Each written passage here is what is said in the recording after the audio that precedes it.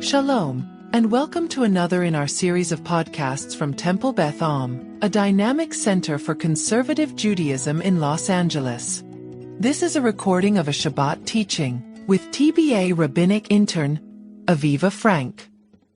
So today's learning is titled Yocheved Enters the Promised Land. Her legacy, or was she 250 years old?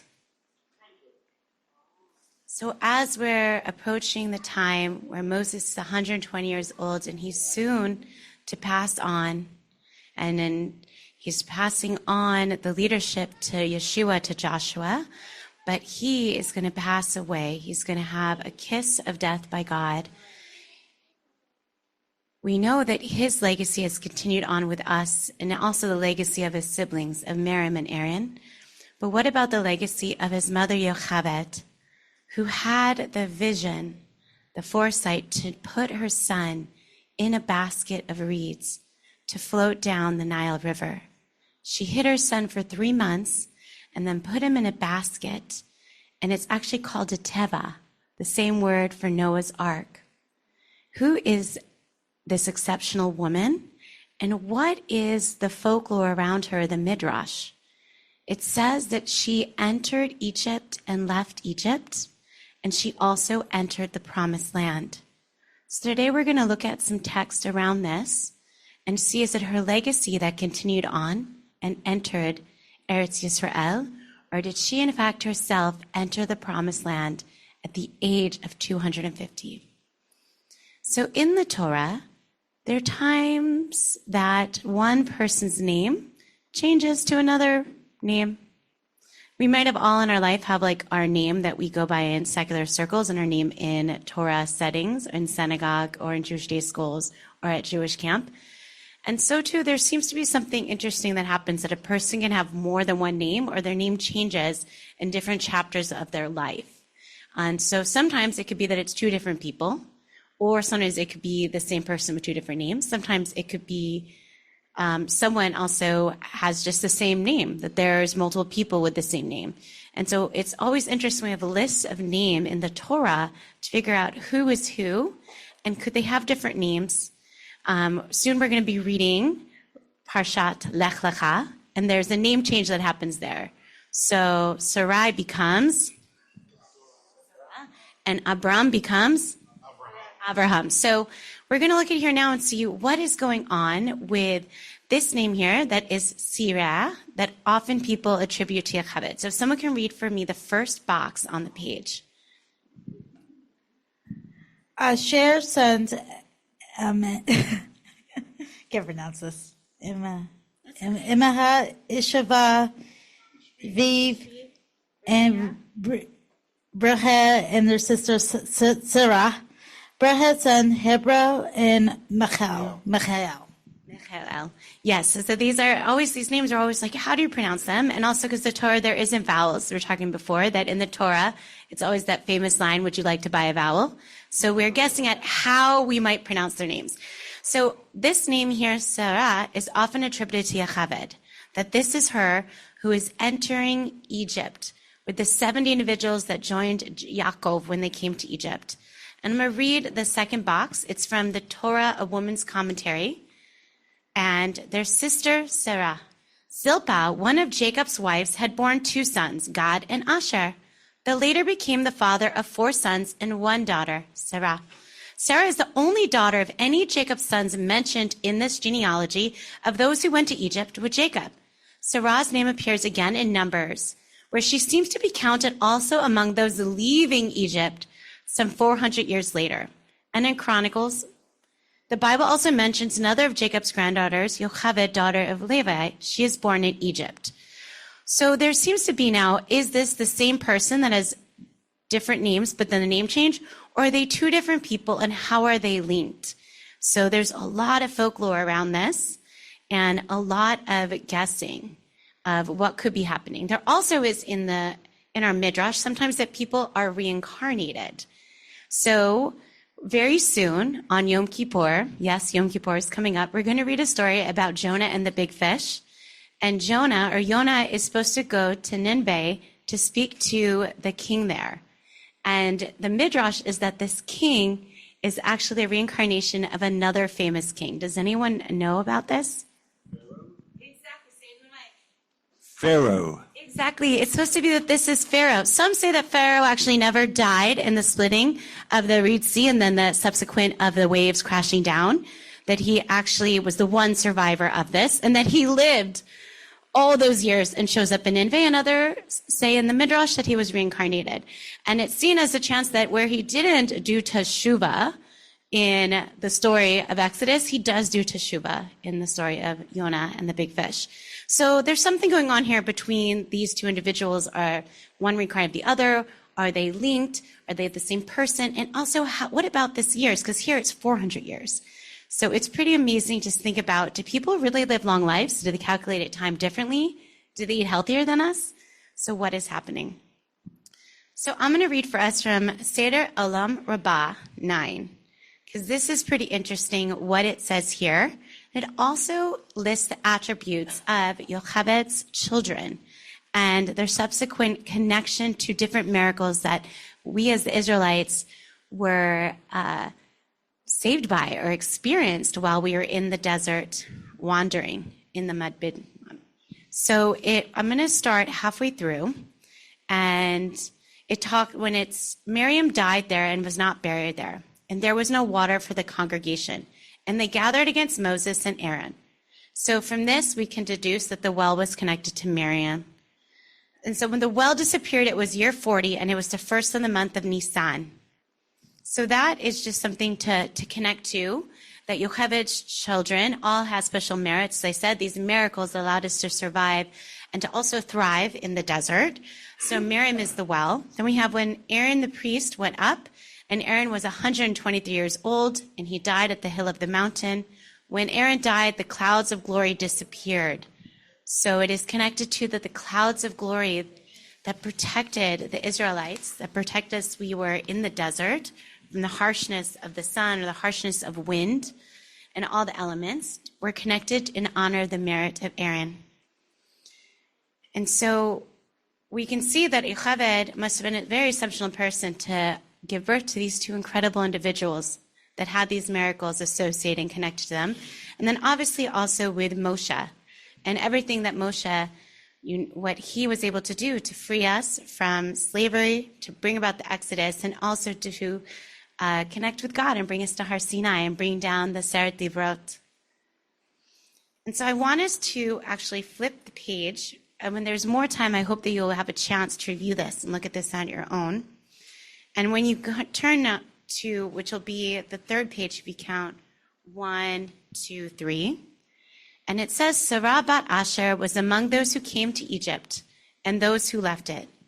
She was from those who came to Egypt, as is written, and Sarah their sister. And that's what we just read from Bereshit or Genesis. And she was from those who came to the land of Israel, as it says. And there were the daughter of Asher, Sarah, Numbers.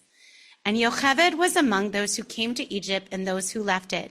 She was from those who came to Egypt, as it is written. And the name of the wife of Amram was Yocheved, daughter of Levi. Yair, son of Manasseh, and Machir, son of Manasseh, were born in the lifetime of our ancestor Jacob, and they died after the death of Moses, our teacher. So I think it's just interesting here to see, once again, what is going on here. Is Yocheved the daughter of a Levite of the tribe of Levi, of actually the original son of Levi? One of those that entered and left? Is she the same person as Sarah? Were there two people or reincarnation? Or is it just the legacy that is being passed down?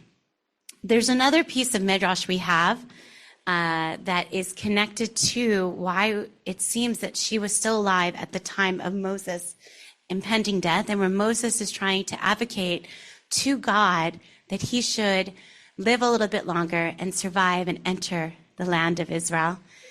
So he mentions, and it's found in Midrash Devarim Rabbah, and it's here at the box. So if we look at this box here where it says Midrash, so Master of the Universe, my mother, Yocheved's teeth were blunted by the death of two of her children in her lifetime. Will more of her teeth be blunted by my death? This argument, too, was of no avail. So this was one of the lobbying, the advocate motions that Moshe was trying to make to God to say, please, my mother's already suffered 2 deaths of her children. Please don't let another death happen. And so it would seem odd that he would say this and notify and to God that his mother was still alive if in fact she was not alive. So if we also go to the next box, Devrim Rabbah, we see that this is pretty interesting. What we're gonna read here is about the legacy that is of these 3 individuals and how we connect to them. Moses summoned all Israel, and he said to them, "You have seen everything that the Lord performed before your eyes in the land of Egypt, to Pharaoh, to all his servants, and to the entire land." Moses summoned all Israel. And the halakha is that when we're learning about this around the summoning of all of Israel, this related to when we summon individuals to come up for an aliyah. A person of Israel who stood to read the Torah is permitted for him to read fewer than 3 verses? No. So the taught the sages, one who reads the Torah may not do so with fewer than 3 verses. Our rabbis taught us. Why did they institute that he may not do this with fewer than 3 verses? We would think a famous 3 would be Abraham, Isaac, and Jacob. But in fact, it is connected to the legacy of Yocheved and her famous 3 children that we have Moses, Aaron, and Miriam. Through them, the Torah was given. So when we think about, did it actually, she enter Israel? Or was it her legacy? Because even today, when we read the Torah, we see her legacy through her 3 children and how we don't read fewer than 3 verses. So I want to hear some thoughts before we do the last box of what people connect to around these individuals. And also someone mentioned another midrash over here that I want them to share if they want to, or I can share it, about when it came time to leave Egypt and it was time to bring Yosef's bones. So Yosef had made a promise, like Yosef had that, Jacob would be buried in Canaan, and also Yosef wanted the same thing to happen, that he should not remain buried in Egypt, that eventually should be returned to the land of Israel. So he had a promise be made to him that his bones would also be taken away when they left.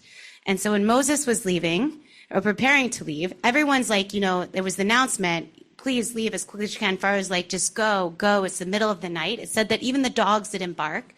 Everyone's scrambling to get all their belongings, also anything else that they need to take in reparations, anything that they need. They're not even time to have the matzah to fully rise. And Moses is looking for Yosef's bones, and he doesn't know where to find them. And it says that he approaches someone named Sarah approaches him, and she gives him some ideas. So there's this lady named Sarah who was given a long life. I don't know how long. I think probably Rabbi... No, he doesn't know. Yes, he does. He's giving us a Bobi Maisa. And this lady was granted a long life for this purpose, to know where Mamash, the bones, were when they left.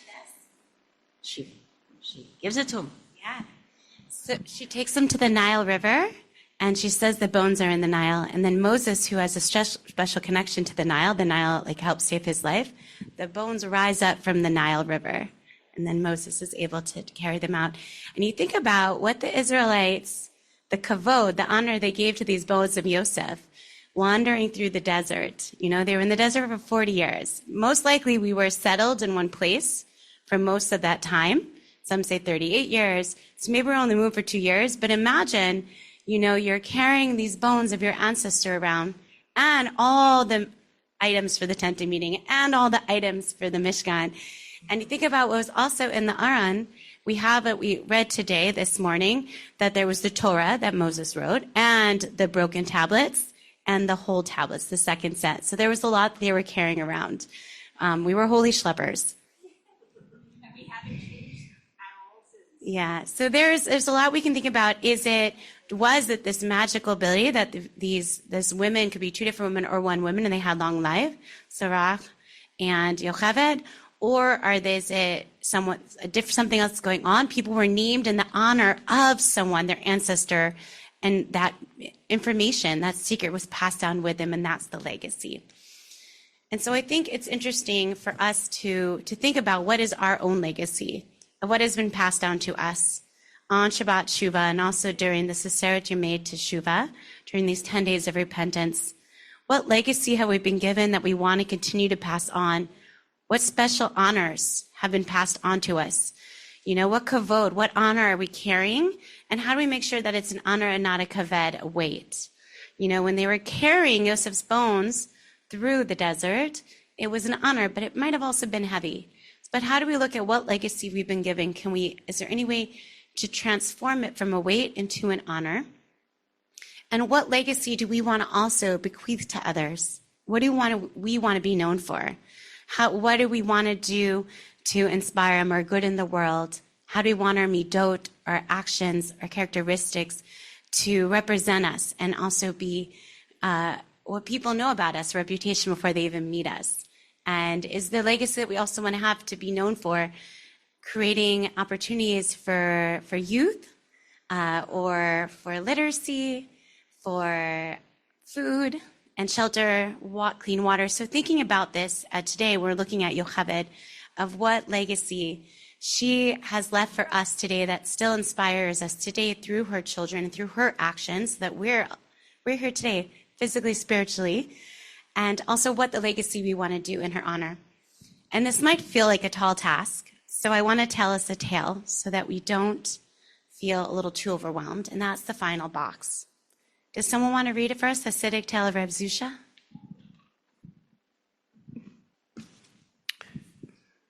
Reb Zusha was lying on his deathbed, surrounded by his disciples. He was crying, and no one could comfort him. One student asked the Rebbe, "Why do you cry? You were almost as wise as Moses and as kind as Abraham." Reb Zusha answered, "When I pass from this world and appear before the heavenly tribunal, they won't ask me, 'Zusha, why weren't you as wise as Moses or as kind as Abraham?' Rather, they will ask me, 'Zusha, why weren't you Zusha? Why didn't I fulfill my potential? And why didn't I follow the path that could have been mine?'" Right. So it's very fitting for the holidays because we're talking about legacy, and we don't have to be anyone else but ourselves. The legacy that we want to step into for this new year should be who we are and our own purpose and our own role, reflecting our own passions. We don't have to be anyone else but ourselves, but we know that we're going to be asked, why were we not fully ourselves? And so we can think about this also on Yom Kippur, when we're standing up and the ark is open, we can ask ourselves, who am I meant to be? And how can I be that more fully?